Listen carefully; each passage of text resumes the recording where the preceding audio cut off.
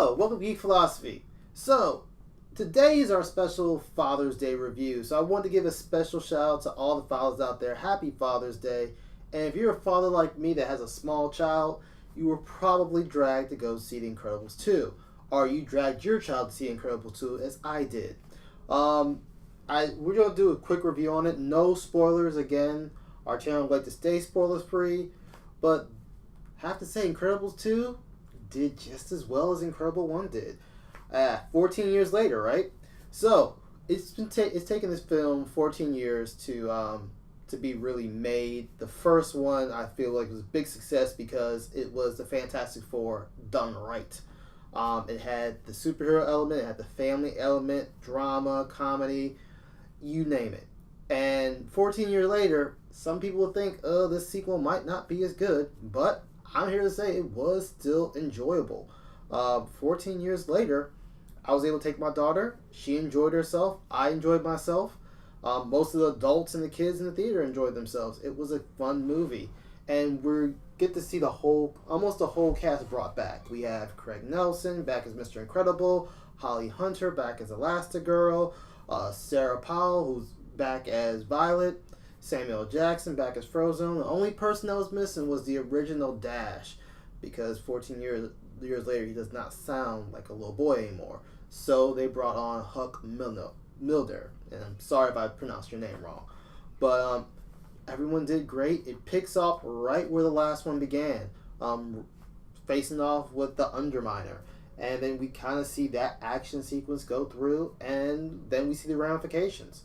And we get hit with the realistic view of this world saying that superheroes are illegal. And we get to see how the family interacts with that law and having no more assistance from the government anymore.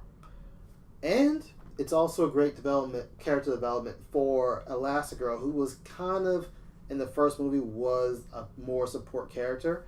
And the movie was mostly about Mr. Incredible. This time, this movie's mostly about Elasta-girl and her challenges as being a superhero, trying to bring back supers into the limelight and be legal by the government and take care of her family. So, great dynamic. You still see that there's some marital things that they need to work out between her and her husband, Mr. Incredible, which is what real world is. Real world is dealing with problems, and they don't just get solved overnight like most movies make you believe. So we get to see some of that carried over into this, and we get to see how the kids react to their superpowers and being more open with it. And now we also remember there was one kid, Jack, the baby, who did not have powers, or we assumed did not have powers in the last one, and we found out towards the end. But we also see how the family deals with discovering that Jack has powers. And when I say powers, I do mean plural. He has multiple powers. So dealing with that aspect instead of like their other kids, one power set at a time. Other great thing about this, action-wise, story-wise, was great. The fighting sequences, animation was beautifully done. They really create their own world in this environment, where it's set in like a Stepford Wives environment, but more futuristic at the same time, which gives it a different feel from what our world is now.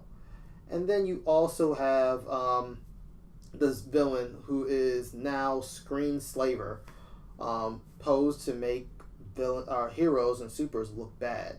So we get to see that dynamic, and the character development of that was pretty great. So we also have Brad Bird coming back as Edna, the fashion finista of the superhero world, making costumes for supers. She is back in this, and she has a little bit different role this time, and it's actually so enjoyable seeing her interaction with her and another scene stealer themselves, and really seeing them coexist for not a good part of the movie, but for the scenes that they're in. It's really just adorable, and you can't get enough of it. So, as far as I'm concerned, I give it, you don't lose any brain cells watching this. It's a very entertaining movie for you and the family. So for those fathers that are doing that this weekend, hats off to you. If you haven't, go ahead and load the kids up in the van and let's go. All right? But that's my time. Just wanted to give a few thoughts on it. Geek Philosophy, Geek Way of Thinking. Have a great day, y'all. Bye. Thank you for stopping by Geek Philosophy. If you like this video, hit that thumbs up button, put your philosophies in the comments, and also hit that subscribe button so you can be notified of all future videos. Thanks for stopping by Geek Philosophy, the Geek Way of Thinking.